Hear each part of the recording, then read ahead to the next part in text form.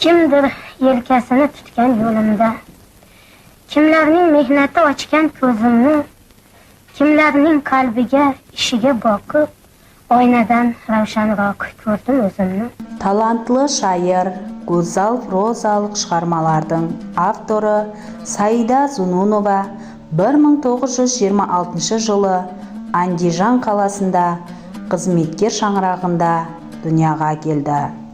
Atasidan erta yetim qolgan Saida 1941-1943 yillari Andijon pedagogikalik institutida o'qidi.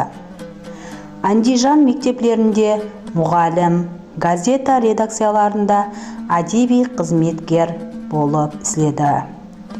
Saida Zununovaning birinchi qo'shig'i 1945-yili Paxta fronti gazetasida bosilgan. Adabiyotga muhabbat yosh shoirni O'rta Osiyo mamlakatlik universiteti, hozirgi O'zbekiston Milliy universitetining filologiya fakultetini yetaklaydi. O'l o'quvni tamomlab Gulxan jurnali, O'zbekiston madaniyati gazetasi ham Ko'rkam adabiyot basmasida, sondayoq O'zbekiston yozuvchilar oqamida maslahatchi bo'lib xizmat etdi.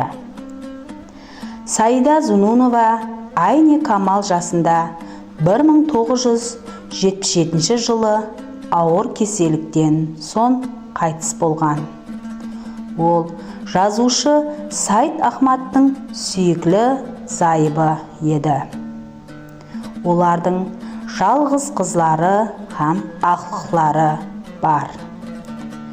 Shoira Saida Zununovaning so'nggi yo'l qo'shig'in sizlarga in'om etaman.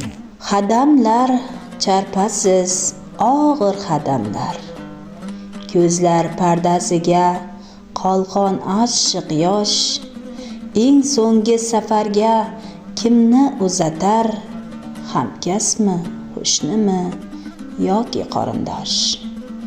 Gullar husni shuncha sovuqmi asli, visol damidagi ko'rki qayerda, bugun tabiatning xanaqa fasli, hech kim payqamaydi, ko'zlari yerda.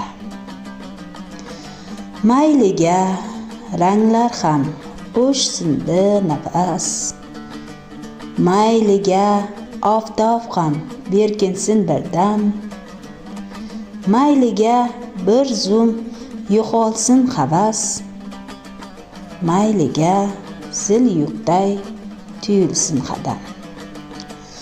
Axir oramizda ketmoqda odam, motam sukutidan yurak qiynoqdaki, bermagunday top, ammo men istardim yurak shu topda.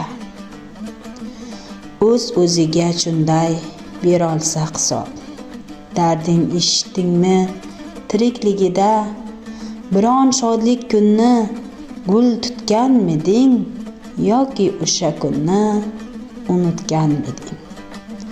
Qadriga yetdingmi tirikligida, shu so'roqqa tutsa ko'nglimiz bizni, balki o'lim yana ketardi yiroq.